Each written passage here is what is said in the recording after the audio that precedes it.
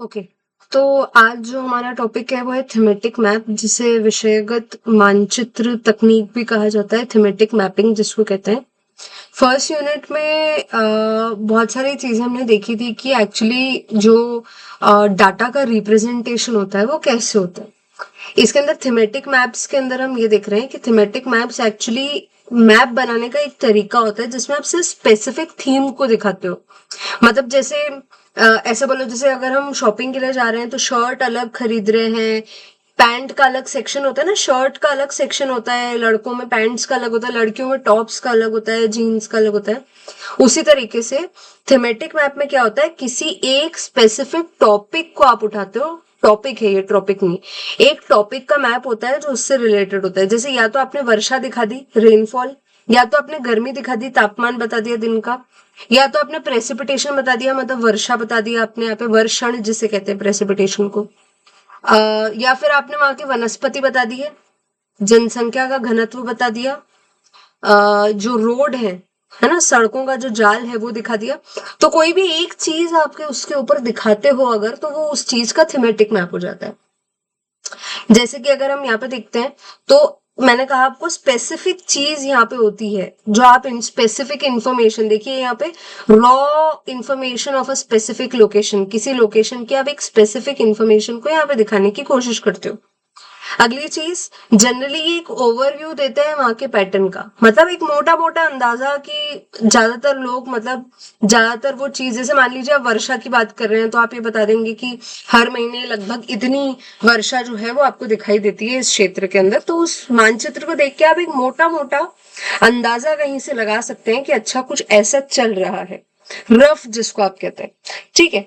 ये बहुत यूजफुल होते हैं अगेन, जब आपको कोई भी छोटा मोटा डिसीजन लेना है, कोई भी डिटेल पढ़नी है, तो उसके लिए आपके ये जो मैप्स होते हैं ये बहुत ज्यादा इंफॉर्मेटिव होते हैं।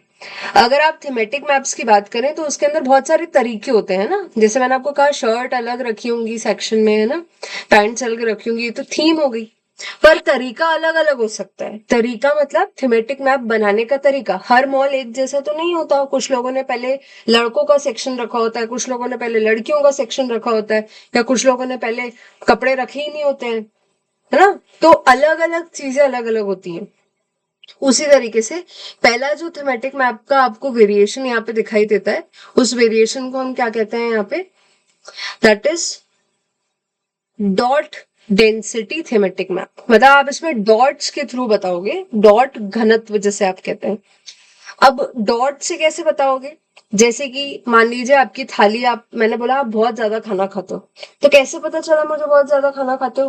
भाई आपकी जो थाली थी उसके अंदर 15 चीजें रखी हुई थी, चावल भी रखे हुए थे, रोटी भी रखी हुई थी, फिर आपने सलाद भी रखा था, दाल भी रखी हुई थी, ऐसे करके आपने 15 चीजें रखी हुई थी।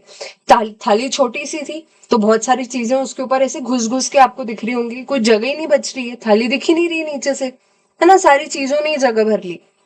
वहीं पे अगर मैं बोलूं कोई इंसान कम खाता है तो कैसे पता चलेगा, उसकी थाली अगर मैं देखूं तो उसने मुश्किल से 3 ही चीजें रखी है। मान लीजिए उसने रोटी रखी है, सब्जी रखी है और दाल रखी है, तो उसकी थाली ज्यादा दिख रही है आपको।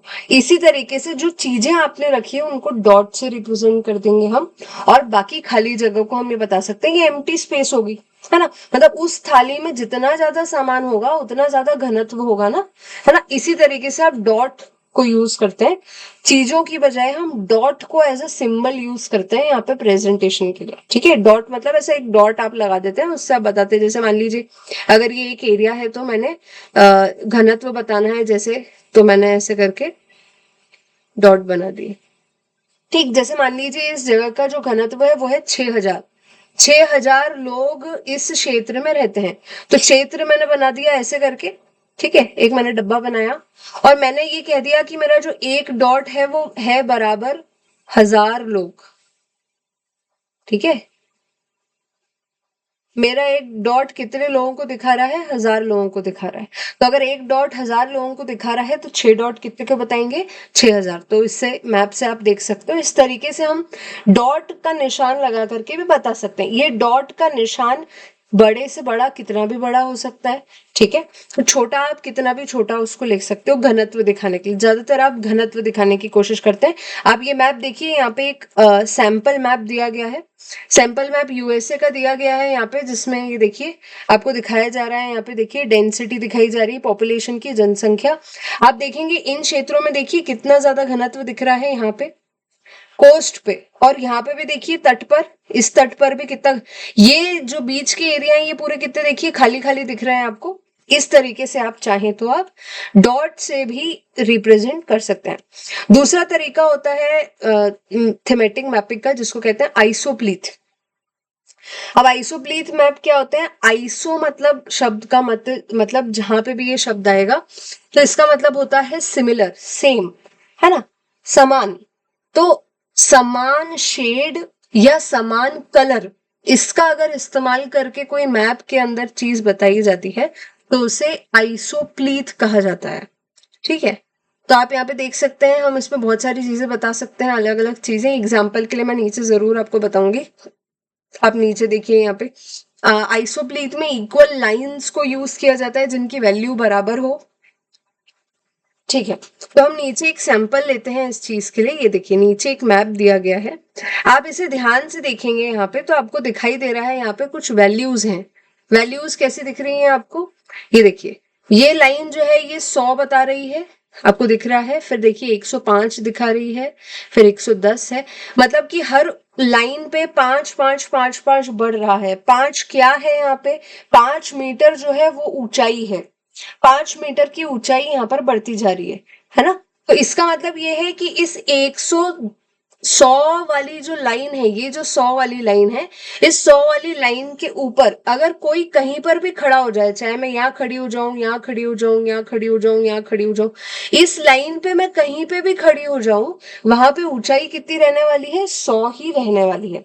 तो हम क्या करते हैं, 100 ऊंचाई जिन जिन जगहों की है उनको जोड़ते हुए एक लाइन बना देते हैं और इस पे ऐसा लिखा हुआ है 100 मीटर। इसका मतलब ये हुआ जहां जहां से ये लाइन जा रही है वहां वहां उन उन क्षेत्रों में ऊंचाई जो है रहेगी वो रहेगी 100 मीटर, ठीक है। तो इस तरीके से हम जो है मानचित्र को या मानचित्र से जुड़ी हुई चीजों को समझने की कोशिश करते हैं। आपको इसे आइसोप्लीथ मेथड कहते हैं, ठीक है। आगे देखते हैं, इसके बाद एक अगली मेथड होती है जिसे कोरोप्लीथ मेथड कहते हैं। आगे ज्योग्राफी में आइसो से जुड़ी हुई आपको कई सारी चीजों को सुनने को मिलेगा, जैसे आप आइसो बार सुनेंगे, आइसो हाइट सुनेंगे, कंटूर्स के बारे में आप सुनेंगे।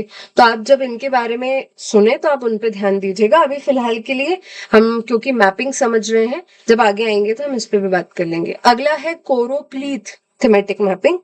कोरोप्लीथ मतलब क्या होता है? यहाँ पे हम अलग अलग कलर्स और पैटर्न्स के थ्रू कोशिश कर रहे हैं कि हम यहाँ पे चीजें दिखा सकें। बहुत सारी चीजें इसमें दिखाई भी जाती हैं, जैसे जनसंख्या का घनत्व दिखाया जा सकता है, वहां की कुल जनसंख्या है, टोटल जनसंख्या है, टोटल डेंसिटी या टोटल पॉपुलेशन है, उसको दिखाया जा सकता है। वहां पे अलग अलग डेमोग्राफिक डाटा यानी जनसंख्या से जुड़े हुए जितनी भी आपके पास में आंकड़े हैं उनको दर्शाया जा सकता है, ठीक है। जैसे महिला और पुरुष का कितना प्रतिशत है, कितने महिला या कितने पुरुष हैं, इनकी कुल जनसंख्या और महिला और पुरुष की जनसंख्या को भी आप दिखा सकते हैं। तो इस तरीके से आप कोरोप्लीथ मेथड का यूज करते हैं। नीचे एक सैंपल दिया हुआ है, देखिए जरा, इसके अंदर शेडिंग के थ्रू आप देखेंगे इसमें एरिया दिखाने की कोशिश की गई है शेडिंग के थ्रू इस मैप के अंदर। ध्यान से देखिए इस मैप को, ये भी यूएसए का ही मैप है। देखिए इस मैप के अंदर अगर आप देख रहे हैं तो आप कुछ कलर्स को नोटिस कर रहे होंगे। यहाँ पे ब्लू कलर को आप नोटिस कर रहे हैं। आप देखिए कुछ जगह पे आपको ये कलर बहुत डार्क ब्लू दिखाई दे रहा है, जैसे ये इन कुछ जगहों पे आपको कलर काफी डार्क, इन एरियाज में आपको डार्क ब्लू दिख रहा है। मतलब यहाँ पे जनसंख्या जो है आप अगर देखते हैं तो आपको ज्यादा दिखाई दे रही है, स्पेशल पॉपुलेशन जिसे आप कहते हैं वो ज्यादा दिखाई दे रही है। यहाँ पे एरिया भी ज्यादा दिख रहा है आपको, इन पॉपुलेशन आपको इन टोटल इन एरियाज में ज्यादा दिख रही है, पर एरिया अगर हम जिसे कहते हैं। बाकी कुछ जगहों पे देखिए आपको कम कम पॉपुलेशन भी दिखाई दे रही है, वहां लाइट कलर दिखाई दे रहा है।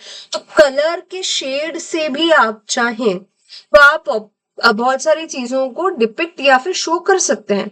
इसे ही आप क्या कहते हैं यहाँ पे, कलर शेडिंग के थ्रू हमने यहाँ पे बताने की कोशिश करी है कि एरिया के हिसाब से कितनी जनसंख्या है यहाँ पे, पर यूनिट एरिया जैसे आप कहते हैं।